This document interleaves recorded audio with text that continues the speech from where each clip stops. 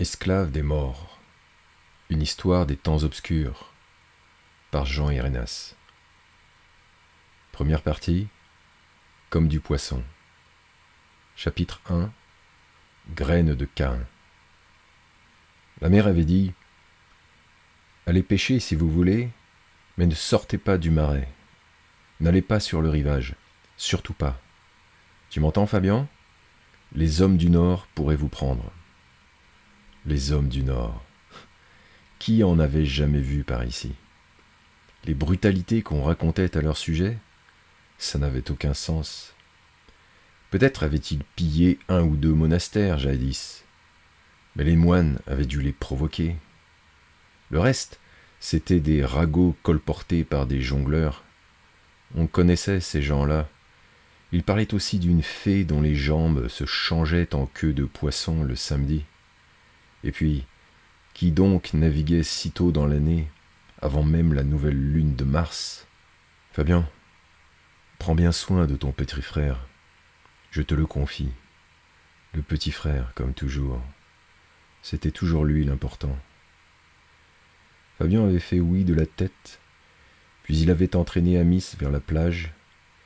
Il avait dévalé une dune, les vagues jouaient dans le soleil, le sable était presque tiède sous ses pieds.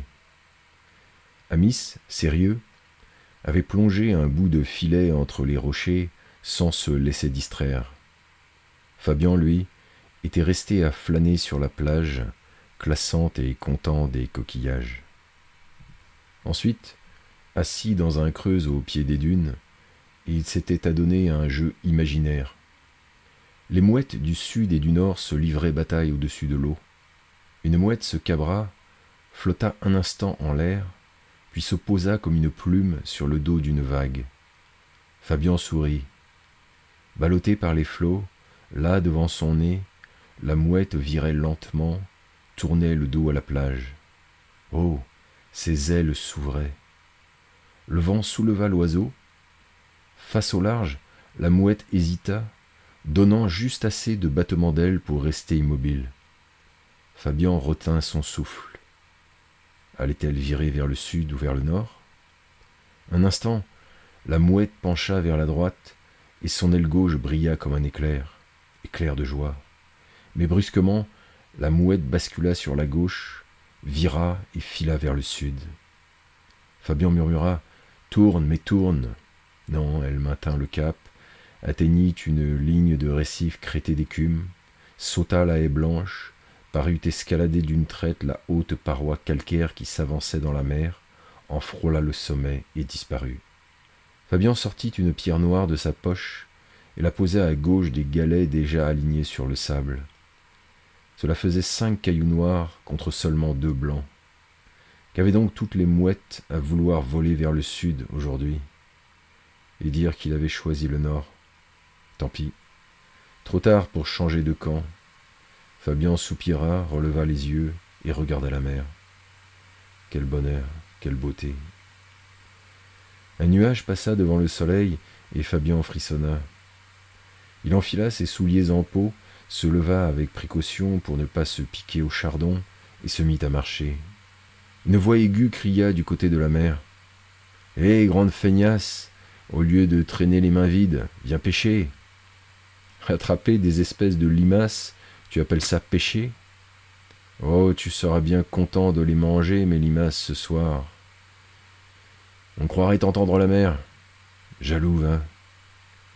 Que répondre à cela ?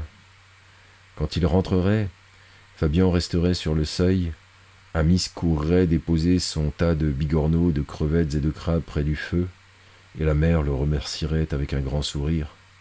À lui, elle jetterait « Et toi, comme d'habitude, tu ne rapportes rien ?» ou elle ne le regarderait même pas. Plus tard, il aurait faim, et il avalerait goulûment la soupe, y compris les limaces d'Amis. Il sentit une colère monter en lui. Il aperçut alors une paire de souliers posés sur un rocher, les mêmes que les siens, à 1 pouce près, taillés dans la même peau de mouton, grattés, fendus et cousus par les mêmes mains, les mains tremblantes, mais encore habiles, de l'aïeul. À plat sur le gros caillou, La paire était bien à l'abri dans un renfoncement de la falaise, hors de portée des éclaboussures du sel et des rafales. Amis prenait soin de ses affaires. Fabian attrapa les souliers comme un lapin par les oreilles. Une envie le saisit de les jeter à l'eau. La peur de la punition, des coups de lanière que lui assènerait le père, retint sa main. Et aussi une certaine pitié pour l'aïeule, toujours trop bonne pour eux les garçons.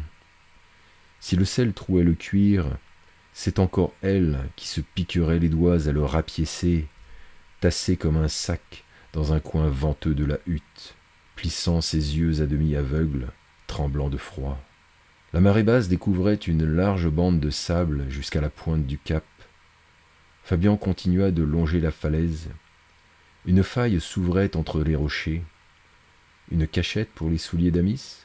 Non, là, si près, ce serait trop facile. Fouineur et têtu comme il l'était, Amis les trouverait tout de suite. Fabian continua. Et de cachette trop facile en cachette trop facile, il finit par arriver au bout de la falaise. Il sentit son cœur battre à l'idée de contourner le cap. Plus encore que désobéir, ce serait franchir les limites du monde connu. Mais Amis l'avait traité de feignasse, s'était moqué de ses mains vides. Eh bien, il n'avait plus les mains vides, et il allait lui montrer s'il était une feignasse. Il franchit le pas. Au détour de la pointe, le vent du large accueillit Fabian par une gifle qui le projeta contre la paroi calcaire. Il courba les épaules, et rasant la falaise, il avança. Puis le cap s'incurva, il se trouva dos au vent, et il n'eut plus qu'à se laisser pousser comme une feuille. Il marchait la tête basse, imaginant déjà son frère, pâle d'inquiétude, errant sur la plage, inspectant les rochers, les recoins, jusqu'au nid de mouettes creusé dans la pierre. Amis finirait bien par regarder de son côté et par l'apercevoir. Réprimant mal son envie de rire, ne se contenant plus, pouffant. Il voyait d'ici la tête du frérot. Amis comprendrait soudain quel animal avait emporté ses souliers. Rouge de colère, il enflerait comme un coq, éclaterait en insultes, lui jetterait des pierres. En vain, ce serait drôle. À la fin, Amis le supplierait. « Allez, sois pas vache, rends-moi mes grolles. »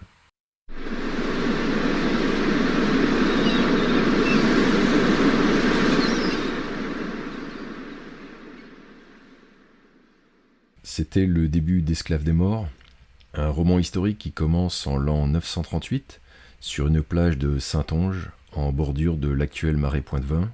Si vous avez aimé cet extrait, mettez un petit pouce bleu, laissez un commentaire, abonnez-vous à la chaîne. Et si vous voulez connaître la suite sans attendre le prochain enregistrement, rendez-vous sur Amazon, le distributeur du livre. Le lien est en description. Pour le prix d'un café, vous pourrez vous procurer la version numérique. Et si vous aimez lire sur le papier, une version papier est également disponible. Sur ce, portez-vous bien et que Mnémosyne, déesse de la mémoire et mère des muses, vous inspire et vous guide.